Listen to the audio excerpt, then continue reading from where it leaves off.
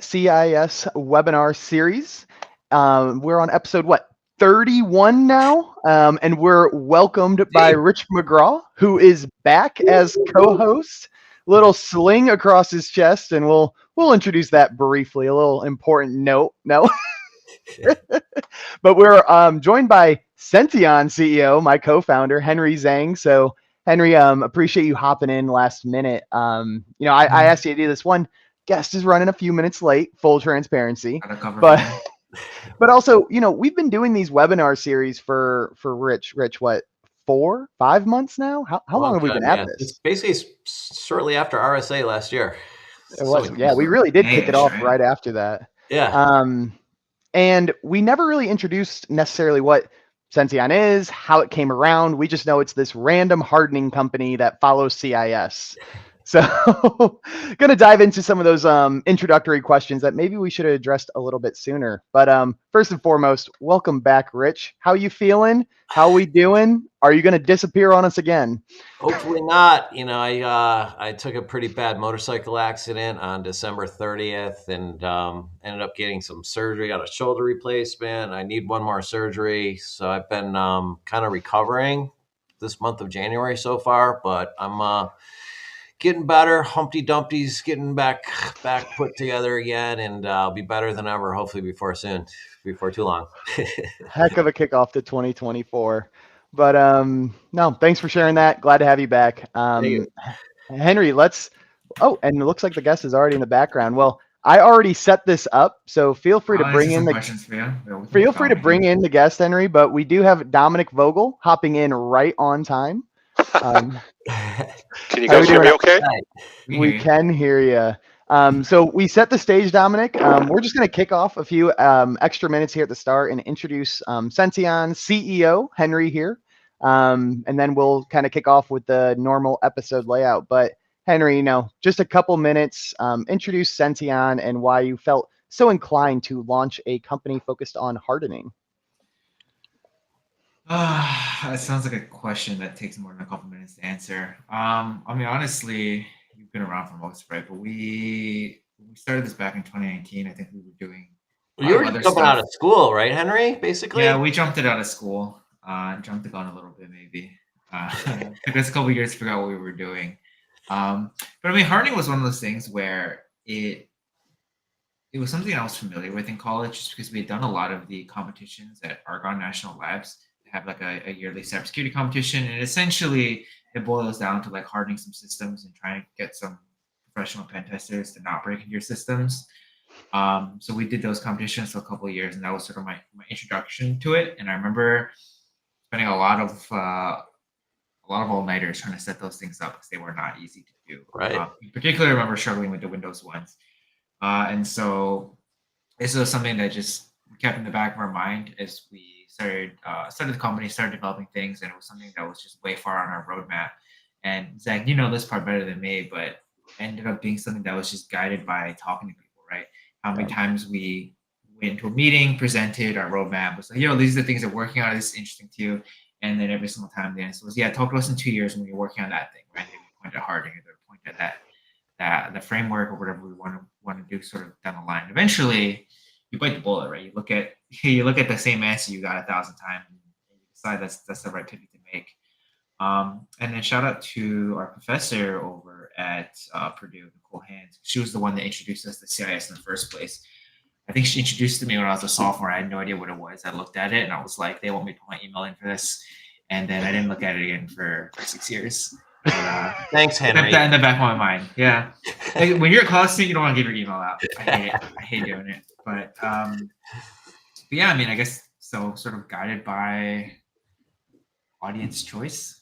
Yeah, and That's it's interesting, Henry, because that's not really entirely different from the origin of CIS. CIS was founded over 20 years ago from, some ex-NSA people that got together and said, look, if people just followed the basics in hardened systems properly and followed basic cybersecurity hygiene, the world would be a much safer place. And that's how CIS really started, such that, we started, 20 years ago, just trying to come up with baseline configurations that we could share with the world. And 20 years later, here we are. And Senteon, kind of born out of those settings, are great and they're critical, but damn, they're hard to implement. So here's Senteon and CIS working together to make the world a better place. I love it. Yeah. Now, that's an awesome background, Henry. I appreciate you hopping in. I love that you brought up the roadmap because it segues directly to our guest today, Dominic. I don't know if you remember, but I'm pretty positive you probably saw this roadmap where I was just like, hey, this is what we're working on. Here's next, here's next, here's next. And you were probably one of the people who said, oh, this is the point that enterprises and MSPs actually struggle with. So you should dive into this, and that's ultimately one of the data points that made us rearrange our roadmap. So, Henry, thanks for the introduction. You're welcome to hop off and go back to being a moderator. But Dominic, thank you for being here. Thank you for you. thank you for being a mentor to Senteon along the way. But please introduce yourself a little bit and your background. Sure. Well, I'm really happy to be here, Zach. As you know, and I was scrambling this morning, so I'm glad I was able to make it back in time. But so my name is Dominic Vogel. I've been in cybersecurity about 20 years. I past 10 years, I was running an organization called CyberSC, which focuses as very much a VC firm helping small and mid-sized organizations. I've since moved on to my new organization where I'm becoming more of a solopreneur. It's called Vogel Leadership and Coaching. It's an organization that's really focusing at the leadership level, helping organizations with cybersecurity and the cyber risk leadership gap, as well as just broader coaching services, and mainly coaching startups like Senteon and other tech and security startups, working with founders and such. So yeah, happy to be here. I'm a huge fan of the CIS. That's really interesting. What does if there's such a thing as a typical engagement, what is a typical engagement look for you, in your kind of coaching role, and who are you engaging with within the leadership team? Yeah, that's a really great question. I appreciate you asking that. Yeah, so with the and to me, a lot of the leadership pieces, I'll say, is VCSO-ish. It just, I found that more and more organizations didn't really know what a VCSO was, or they didn't really give a flying crap what a VCSO was. But if you call something leadership, then all of a sudden CEOs, COOs, CFOs are like, yes, we do need help with leadership. There's a leadership gap here, especially around cyber risk. So I'd say my typical buyer, I'm generally brought in at an executive level. So I've had people from my board of directors bring me in. I've had business owners, CEOs, CFOs, COOs. That's typically who I like to engage with, because I'm brought in at a high enough level where meaningful change and meaningful conversations can happen. With most smaller or mid-sized organizations, the IT leader or if there is a security leader tend to be so far down the pool that A, they don't have the authority to even approve much budget, and B, they don't really have the capability of inflicting much change. So I like being brought in where I can actually help to inflict meaningful change in an organization. But I appreciate that question. So you're coming in as a trusted advisor right out of the gate, and that's really critical and awesome for you. That sounds like an awesome business you have going. And Thank you. I love that term, trusted advisor, by the way. That to me, and one of the, as a security professional, one of the greatest hurdles I've had to overcome is that you get pigeonholed and you get seen as a techie, right? So by exactly like you said there, I love that term, trusted advisor, right? And that way you get the attention of CEOs, CFOs, COOs. They're willing to have a conversation with you. If they see you as the security guy, you're screwed. Yep. And, it's being that trusted advisor is difficult because you're rolling into an organization and looking at their most vulnerable kind of aspects. And it's not easy for people to talk about those or even recognize them. And, more places really need folks like you that can really provide that guidance. So good on you, Dom. Thanks for joining us. Thank you. I appreciate it. Nice to be here. And I'm going to want to dive a little bit deeper into this concept of trusted advisor, because I also have heard that word. It's almost become a little bit of a buzzword, especially in a lot of the newer sales coaching books, methodology. It's like you got to position yourself as that consultant advisor. So I do want to dive into that a little bit more, but I want to take a step back.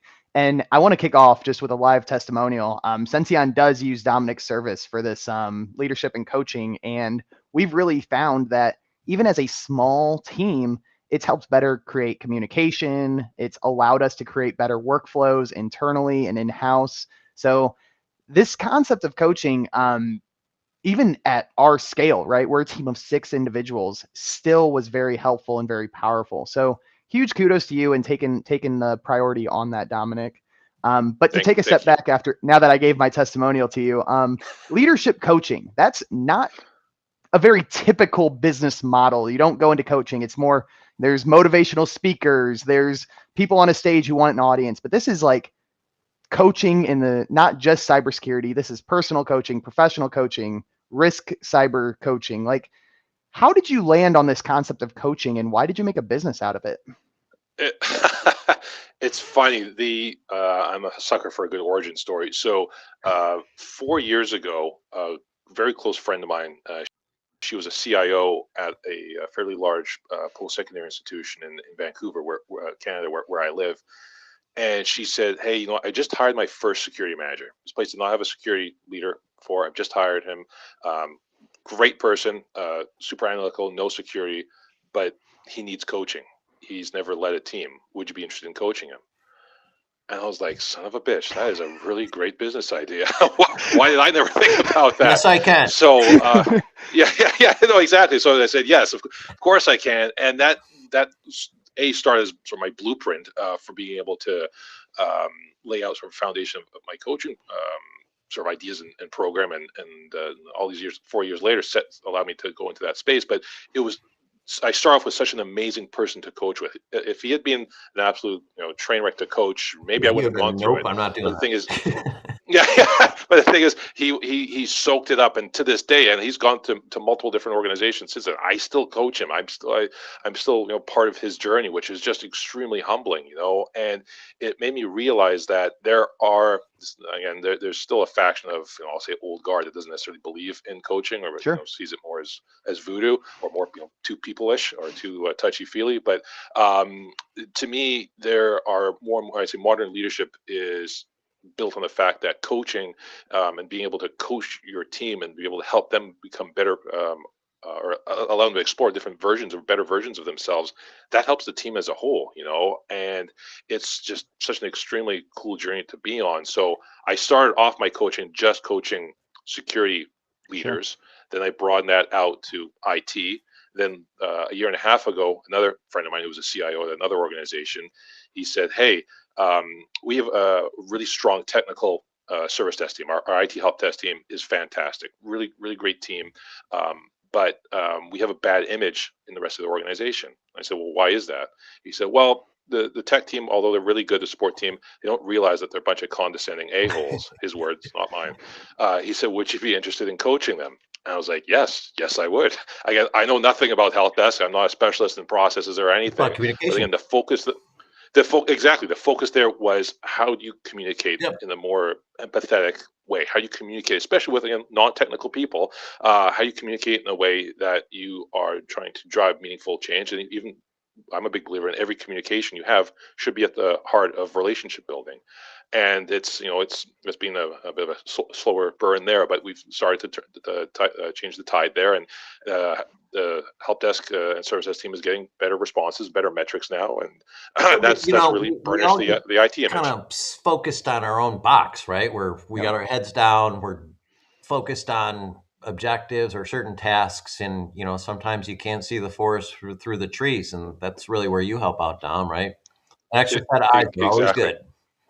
Yeah, exactly. So that's probably the best answer I can give you, Zach. That's sort of what led me to believe that I think there's something meaningful in coaching, and like I said, I've brought it now through Vogel Leadership and Coaching, where coaching, again, IT teams, security teams, individual professionals, and the last one I've startups and founders, and the last one that I added recently was working with sales professionals in the IT and security space. Nice. That's awesome addition. So, I mean, that story was absolutely awesome because it goes right. It was right. You mentioned in your introduction, you're positioning yourself as this trusted advisor. This CIO, he didn't know he knew your skill set. He knew some outcomes you've delivered for previous engagements, but he came to you with something you've never done before because you already had that position of trusted advisor. All of us in this webinar, we're all very familiar with the MSP space. And MSPs always want to have more engaged. Well, The right MSP. The MSP They doing are trusted, or if they're not a trusted advisor, they're trying to achieve that. exactly. And because they want to have that constant communication, right? Hey, if you add a new employee, if you churn an employee, if you get rid of a machine, add a machine, I want to be there for that process, or at least the right MSP should probably be thinking that.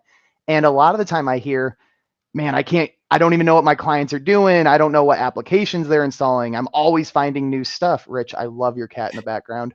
Yeah. Um, but MSPs want to position themselves as this trusted advisor. So I guess if you were coaching an MSP on this call live, like how do you position yourself as a trusted advisor? Yeah, that's a really good question, Zach. To me, I position myself as a trusted advisor, and more so, like I said, more and more, I try to leverage the term coach, Mhm. because coach has different connotations. Some people want to hear the word advisor and say, that sounds like consultant. And a lot of people don't like the word consultant. I certainly don't want to hear the word consultant. The words wasted money ring hollow in my head. So I've positioned more so from a coaching perspective. And to me, coaching is the connotation there is support. Someone there that you can turn to for guidance, right? But isn't someone that's going to charge you hourly or for every call that you reach out to them. You know, and that's a shout out to the boys at Deloitte.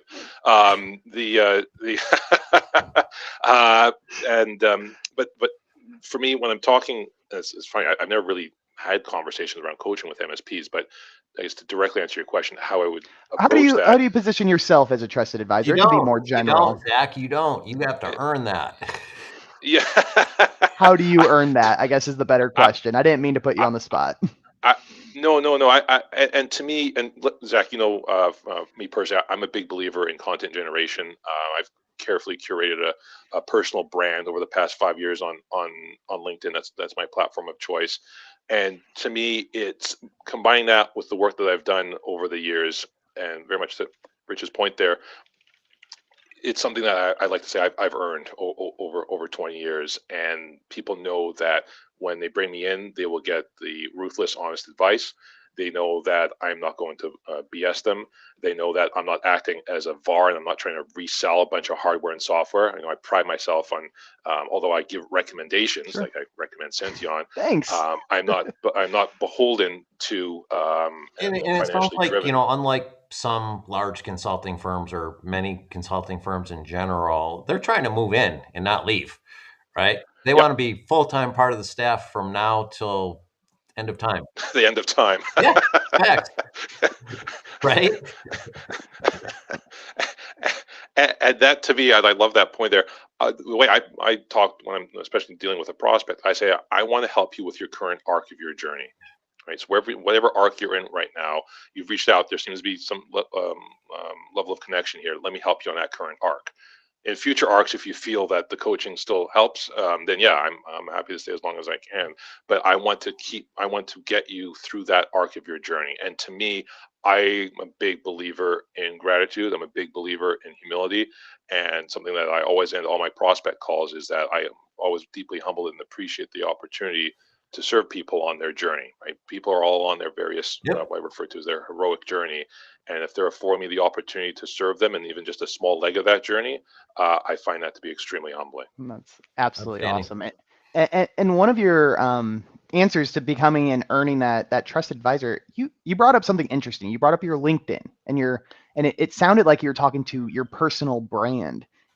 Would you say there's a relationship to like personal brand and earning a trusted advisor position? I can Yeah. rephrase this another way. Yes. Do you No. have, No. go ahead. Yeah. I mean, No, what I was going to say Yeah. is like, do you have to have a media presence, whether that's LinkedIn, Instagram, whatever that is? Like, how important is that to earning a position of trusted advisor? Good question. Yeah, I wouldn't say it's a necessity, but it's for my particular journey. It is certainly unleashed rocket fuel and pour gasoline Sure. and allowing me to grow that way. And I'm a big believer that if we're talking about again the trusted advisor, a good trusted advisor to me again is someone who is authentic, someone who's vulnerable, and someone who is genuine. And that's again through my LinkedIn content. I post very little about security, right? Apart from my security podcast, which I post once a week. Every bit of content is around just me as a person, me talking about values that I believe in, right? Whether it's talking about being a vulnerable person, authenticity, that to me is at the heart of making people get to know you, get to like you, and get to trust you. I'm a huge believer in that let's put branding Dom's piece. information in the chat so I'll connect, because I want to check some of that out myself. Absolutely. I love when our guests do connect with our viewers and listeners. So we'll drop that profile in there. But Dom, that's an awesome background. I love the journey. I got one more question on this. Again, coaching is just such a, Yeah. it's almost a new twist on a business Yeah. model, right? So if anyone were to reach out to you, obviously I gave my live testimonial, but what's a successful outcome of working with you? What would you define as success?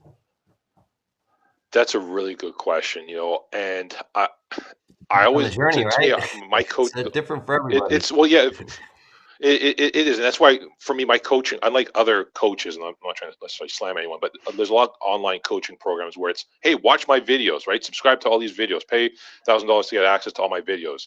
The stuff with those videos is that it doesn't hit with everyone. My approach to coaching is that it's got to be like a tailored suit. It's customized, right? So I need to know where people are on their journey and what is it I can best do to support them. Zach would respond to stuff differently than I would versus Henry, right? It's got to be different. Exactly. So there's a couple, I'll say, buckets that generally people fall in. So one is what I refer to, one outcome as being what I jokingly refer to as my professional hype man services. That's where people just, maybe they're feeling low on themselves, right? They're lacking confidence, they're lacking energy in doing what they're doing, wherever they are in their journey. All banged right? up, So they get dragged down the road. Exactly, and I'm a big believer of positive energy, uplifting, that type of stuff. And so through my professional hype man type services, I focus on that. That is the outcome, is that through engaging with me, they feel like they have a rocket booster back to them and that they can take on the day. That's cool. I have other people that struggle with imposter syndrome and stuff around confidence building, right? So my focus there is more so on being able to help build their confidence. Other people struggle with clarity, right? So my first 3 sessions are really about trying to understand where someone is in their journey, and then the next 3 sessions are focused on, well, how do we grow from there? And I'm a big believer too. I tell people, I'm not a miracle worker as good as I think as I am, but it's like getting a really strong core. You don't just do 6 sit-ups and be like, wow, why do I still have a flabby gut, and fire your personal trainer, right? You need to do the work, right? You need to give it. I always and it's consistency, right? It's a continuous consistency. Effort. Absolutely, right. So I usually say give it 3 months, and if you feel like it's working, great. If not, then kick me to the curb, and I'll never bother you again. But I'm proud to say there's apart from my mother-in-law, no one else has kicked me to the curb. Damn her. Yeah. I love it. No, that's amazing, Dominic. And obviously today we're going to be talking about some of these security configurations aligned with CIS, specifically the CIS benchmarks. Before we dive into the meat of the episode, I wanted a little transition question here, Dominic. So you talked about already that you typically work with executives and you talk about cyber risk gaps.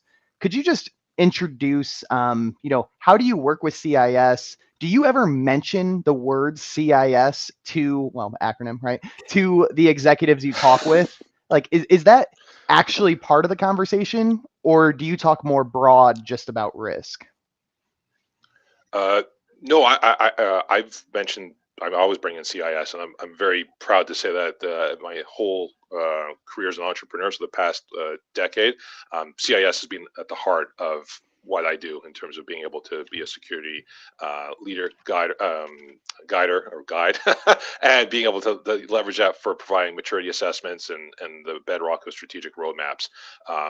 I don't necessarily lead with the word CIS, but in my explanation in terms of what the guiding frameworks are, I always point to CIS as being a global golden standard for small and mid-sized organizations to help us guide organizations on their cyber risk journey. So I see us as somewhat of a North Star for people.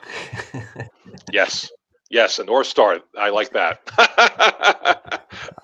Very, very awesome. So with that, let's kick into the episode. So today we do have, how many settings we got? We only have about, I think, 9 settings today. So we're gonna have a pretty good in-depth session, and we can do some additional Q&A at the end if we'd like with you, Dominic. So if we can just pull up the share screen, let's just go into some of these MITRE attack techniques. So I love to kick off every episode that we do with MITRE attack techniques. And looks like we might have lost Dominic. Hopefully he pops back in. No, I'm still here, Zach. It's just in my rush to get back this morning, I didn't realize that my device wasn't charged. So Got it. I'm still here. Well, I'm just plugging it in for a few minutes. Thankfully, I'm still here. we have audio. So yeah. Just to give the format for our new listeners, we like to kick off the episode with just a series of some MITRE attack techniques, because these CIS recommendations that we talk about really do have a place in mitigating the chance of these types of techniques being successful. So you'll notice as we go through the presentation today, you may be able to align some of the single GPO recommendations we make to mitigating some of these attacks. So Dominic, obviously we have phishing on the screen, we got email collection, we have some stuff like that, but do you mind picking 2 or 3 of these and just giving an overview on what these are for our audience? Yeah, for sure, Zach. The was there? Which ones would you like me to pick? I mean, more fun when you ask me. Whatever you're most interested in. I wanted to add one thing. This is examples of how the bad guys kind of use their tooling to get various access into different vectors within an organization. And the MITRE attack framework is something that CIS really, we test our benchmarks against these MITRE attack framework techniques. So when you implement the CIS benchmark settings, you are implementing an attack tested setting configuration. And all of these various attack points that we're seeing on the screen now are kind of what we're going to get into in these specific settings. But the big takeaway, I feel like, and we always have this slide, and I love this slide, is these are very real attack points that the bad guys actively try to exploit, by trying to use, if you have login scripts enabled, and, the bad guys can find their way around into, misrepresenting a login script and all of a sudden presenting themselves internally as an authorized user and kind of having their way. You don't want that, obviously. There's it just goes down the line. We're going to talk about cameras quite a bit today, and if you have an exposed camera that can be used to collect information, if that's credential information or just kind of phishing information in general, it's all about just protecting the environment against the common attack vectors that the bad guys are using. I love that overview, and especially the call out on phishing, right? A lot of these GPOs, like we're talking about the Windows OS for this series, so we're not stopping a phish from coming into your email. That's a little out of the side of the scope of this, yeah. But some of these settings will eliminate the successfulness of gathering other PII to make a more enhanced phish, right? Right. It's about protecting that data to make the phish more effective. But yeah, I appreciate that little segment explaining how CIS works with MITRE, because that is extremely valuable. It is. It's we don't make recommendations for recommendation's sake. We make recommendations that matter. And MITRE is an awesome organization. We have a long relationship with them, and we value that, and we'll continue to work with them going forward. Yeah. Well, Dominic, ball's in your court, man. I can pick one for you, but if any of these look super interesting to you, I'd love for you just kind of introduce a couple of these. Yeah, I mean, I'm not sure how I follow up on what Rich was saying. Sure. I think Go for it. That was absolutely fantastic. The to me, and maybe I'll just give some color commentary and ones that I see in my client space. So one is I'll go on the phishing side. Sure. Like the the thing with phishing too, and I think with the advance of generative AI, um, I've had a lot of clients seeing more and more of these just ultra believable phishing emails. I'm going to say, especially over the past 6 months, AI as is a all about security that. professional, it's really we're getting to a point where even a very well trained eye is going to have Right a on. very difficult time discerning fact from fiction.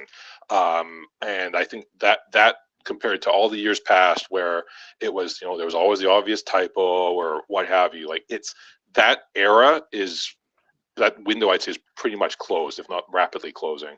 And we're in this new era of much more believable phishing. I think that gives rise to the fact that we really need to start moving towards creating more resilient systems, right? Yes. We have survived all these years with the fragility of systems that can be brought down by a single mouse click. Yeah. To me, generative Millions AI of dollars is of the infrastructure, right? yeah, exactly. And to me, generative AI has the capability of being that nuclear warhead. Was like, you know what? We need to stop creating these fragile systems, right? We need to move beyond just relying on users and people being able to know whether or not something is phishing or not, right? Because the telltale signs that we've been pounding into people's heads for the past 2 decades, they're meaningless now, right? The typos are gone. Yeah, So right. to me, that is a call sign for moving into a new era there. So that some commentary there from Yeah. that perspective. I could add a little bit more, Zach, on just like the Yeah. unsecured credentials. I mean, there's just some real basic things like not showing your, not being able to click the reveal button on your when you're typing in your password. Yep. Just real basic things. Someone could be looking over your shoulder and, see that my password's my cat's name or something like that. And, walk away and they have your credentials. Just very, very simple, basic things that go a long way for protecting environments and organizations and the people who work within them. Yep. And that's the big thing with this slide. We understand group policy maybe is not the most sexy thing to work in. Of course, Senteon tries to make it a little sexier. Who knows if we're doing a good enough job? But the whole point of the CIS benchmarks is to mitigate risk, and this is just some examples. So with that kind of setup, let's get into some of these settings. Let's go into the first setting here, and I will note. Once we get this pulled up, this is actually going to be a level 2 setting. So, Rich, I can let you take this one, but tell us about level 1, level 2, and next generation settings, how CIS benchmarks break this up. Yeah, great question, Zach. So CIS in our journey on publishing, curating and publishing the CIS benchmarks for many, many different technologies. We have benchmarks. The CIS benchmarks cover all kinds of different. You cover a lot. We focus on servers. There's Zoom here. benchmarks too. I found that interesting. Zoom like recommendations. Yeah. It's We really have cool. a very wide range. I think we have like 150 different benchmarks that we have for different types of technologies, and it's really powerful. But and so back to the profile. So I lost my train of thought on your question.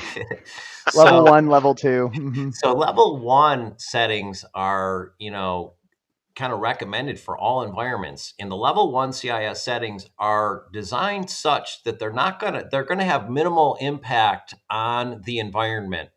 Meaning that if you enable a level 1 setting, the risk of breaking something in the organization is small. I mean, it could happen, but it's probably not going to happen. When you get into the level 2 and the next gen profiles for the CIS benchmarks, they are more defense in depth. They do have the potential of possibly having an impact on normal operations of some systems. So you do need to have a little bit more care in implementing a level 2 setting versus a level 1, just because of the nature of the impact on other things happening in the environment, if you will. Yep. Thanks for that introduction. All right, Dominic, the long awaited. Let's put the spotlight back on you. So the first recommendation here is an L2, allow use of camera, and CIS recommends to disable this. could you kind of introduce why CIS may recommend this? Well, it's funny. I'm not sure funny is the right word, but it's funny that I have clients in the financial space that I don't have to convince of ones with this. They are super, super paranoid when it comes to their privacy, right? To me, something like this is a no-brainer in the day and age of potential spying and privacy issues.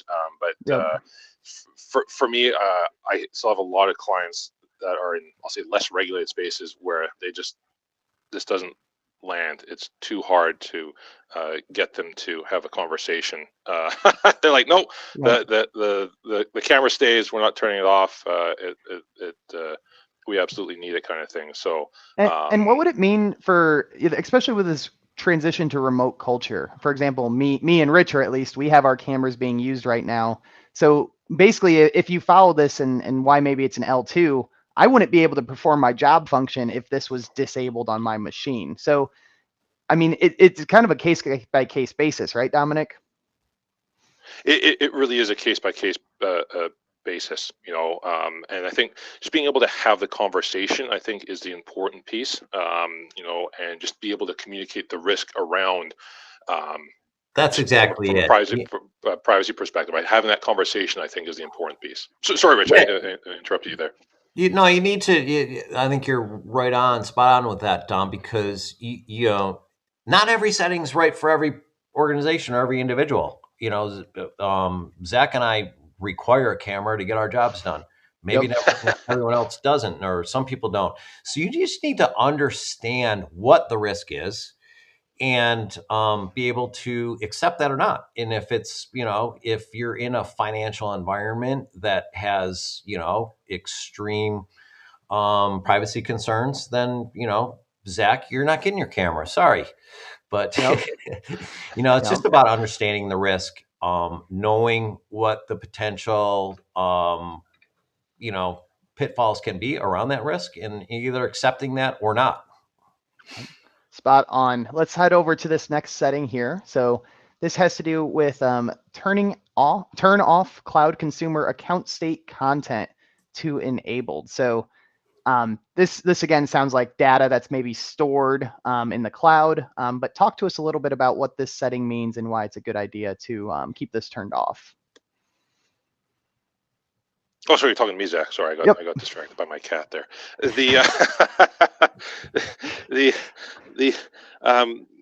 Again, here in terms of the importance of this, again, I would tie this in when we're talking, framing this around risk. The risk here is we're talking about accidental data exposure, right? Yes. So, and again, as Rachel beautifully pointed out, conversations need to be framed around risk, right? Rather than just this setting has to be this setting has to be this.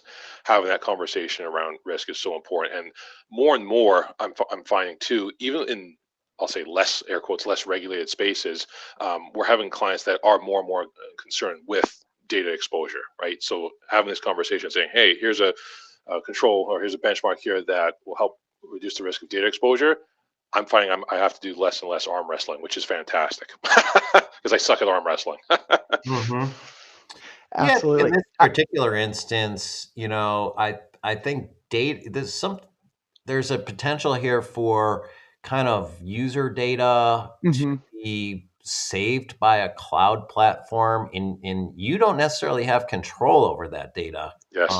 Such that, all of a sudden there's a bucket of data about your behaviors that was collected by someone else and is now secured by someone else. And what if, now it's out of your control. Someone else gains access to that information. They can get some really good insight about your environment, your configuration, what you do. And that is all data that can be used against you. So, if you have data that's just being collected on your behalf and stored somewhere outside of the organization, outside of your control, just say no. You don't want to do that. There's no benefit for you.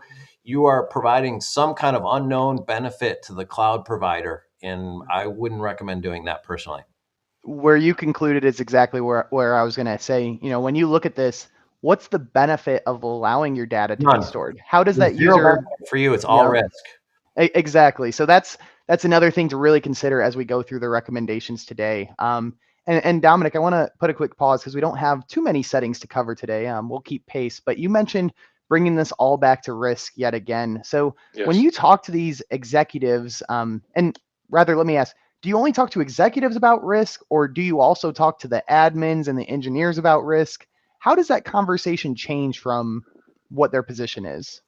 Yeah, that's a really I like that question because it's all contextual, right? Because and I find that when I'm talking with the executives or the business owner, I need to have them set the tone around the overall, call it risk appetite, Sure. of especially around cyber risk for the organization.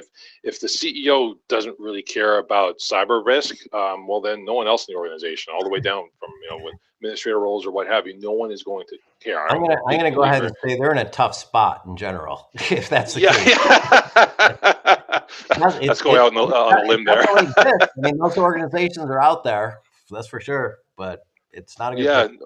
No, it's not, and it's where, like, when I'm focusing my conversation at the executive level, it's really around tone setting and making sure that they're able to, I can convey the gravitas of this so they can at least set the tone within the rest of the organization. Yeah, because And they just then may not understand, they don't understand the risk necessarily. It's not part of their world. They're an entrepreneur focused on something other than IT and Yep. security, most likely.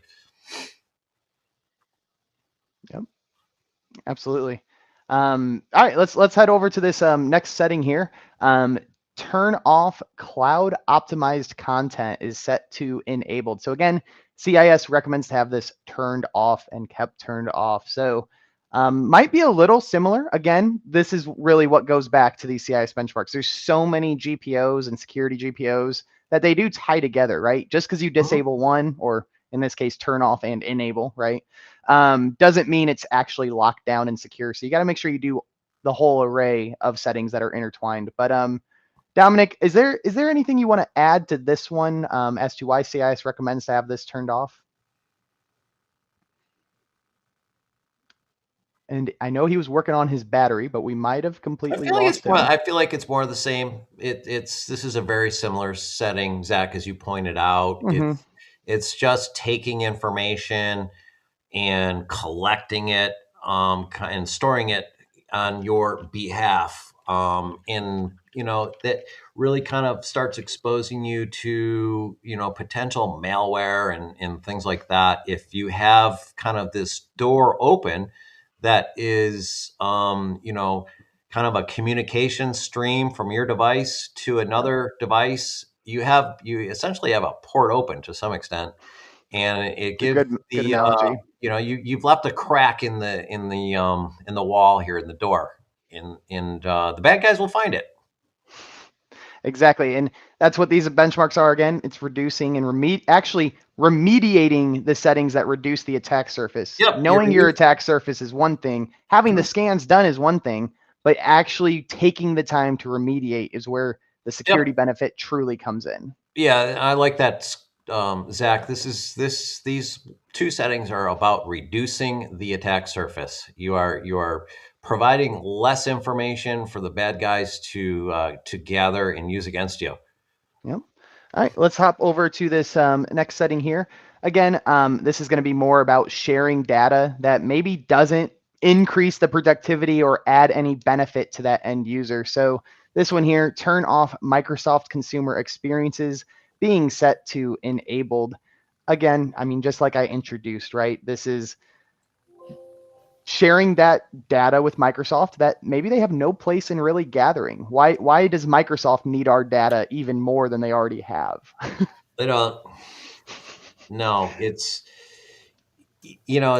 really about kind of controlling your environment, and by enabling these settings to the CIS benchmark specification, it's giving you more control over the data in your environment and where it goes, how it's managed, who has access to it. And, in this particular setting, It's stopping like automatic downloads Yep.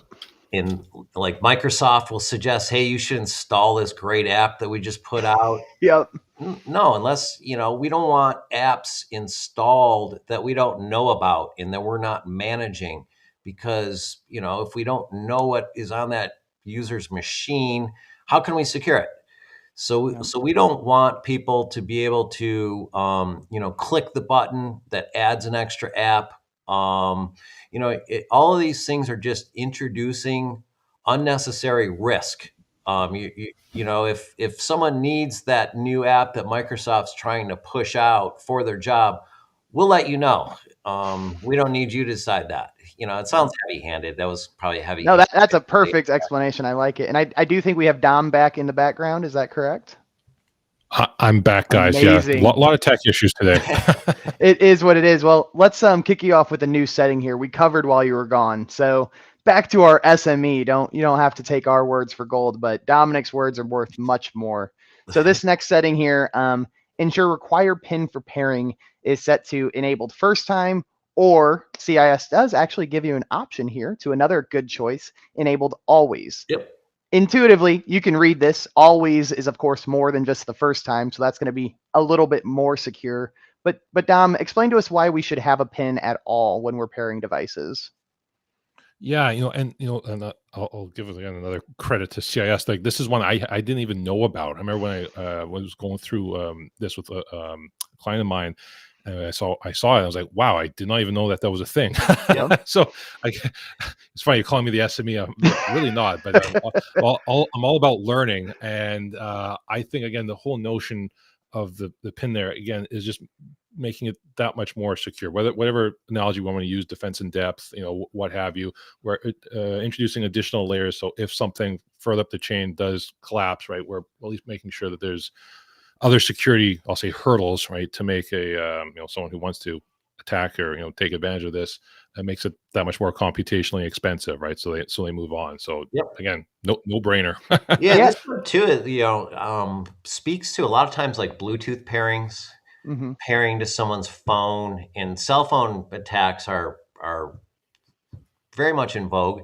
So if I can connect to your cell phone, Zach, via Bluetooth without any pairing required, I can get access to your phone. And if I have malicious tools, I might be able to reach into your phone and grab information, including potentially credential information, right from your mobile device by pairing to it directly. And, by having that PIN required, it's just another layer of defense. Entering, and these are typically 4-digit PINs. Yep. It's not a big imposition to ask a user to put in a 4-digit code. It's kind of a minimal effort and a pretty big lift on the security side. So yeah, that's exactly where I wanted to ask Dominic. This does have some disruption to that end user. Like Rich said, it shouldn't be big enough to be really concerned about. They can type in 4 digits, but if an executive or an engineer gave you pushback on this, Dominic, would you really bow out like, hey, that's okay, I understand you don't want to add the extra step? Or is this somewhere where you would explain the risk and really try to encourage? I guess, where's that line when you work with your partners? Yeah, I'm going to answer that in 2 parts, Zach. I want to go back to something that Rich said, was that, again, like mobile devices and smartphones nowadays, like it's proverbial keys to the kingdom. It's just like getting access to someone's laptop, right? Like that most people, everything is on their smartphone, right? So it's not like the Palm devices of yesteryear, right? Like these are have just as much information, if not more. It's than a people's computing laptops. platform on its own. Well, exactly, and I know a lot of executives who barely even touch their laptops. It's all on their smartphone, right? Like it's so something like this is a fairly nominal step in adding an additional level of security. But to your point there, Zach, around where do I draw the line or bow out? My job is to point out risk, right? And if they choose to accept that risk, then I carefully document that. I make sure that it's carefully signed and dated. I learned those lessons the hard way in corporate, where I was scapegoated multiple times. So to me, again, it's not my business, in that the fact that they are the runners of their business. They've brought me in to provide unbiased, very harsh realities around risk, and then whether or not they choose to, and then for me to communicate in the way that they can appreciate and understand, and that to ultimately give them the best information to make the best possible risk-based decisions. Whatever those decisions are, I will abide by. I will respect. It's their business, not mine.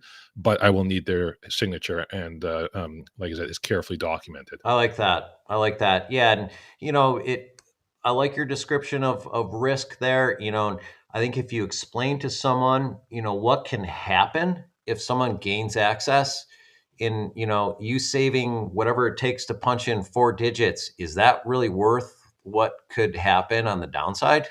So it's not that hard of a discussion, I don't think. And if someone, exactly what Dom said, if someone just, they're the CEO and they're just not having it, document it. And just like Dom said, it's critical. You're choosing to accept a risk. You're choosing to accept a known risk, and that's fine. It's a free country. No, it's really good. We got 3 more settings to cover here in these last 9 minutes. This next one here, do not display the password reveal button, is set to enabled.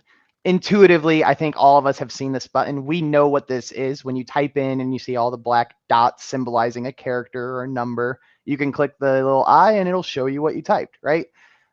Dominic, why is this a risk to allow your employees to have the ability to check that they typed in their password right?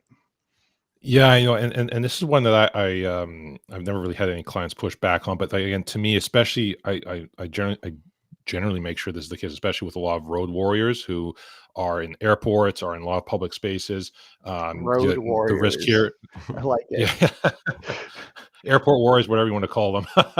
The risk, again, in those types of instances where you just don't know who's watching, right? And shoulder surfing, as you laid on the slide here, that's a real risk. It still is, right? There are a lot of people who still like looking at people's screens when they're on planes. It was a very brief aside. I was on a flight not too long ago. It was a vacation. I was with my kids and my wife, and there was someone working on their computer, and the guy next to that guy just couldn't stop staring at the guy's laptop. Like, he was seeing everything that guy was doing. Yeah.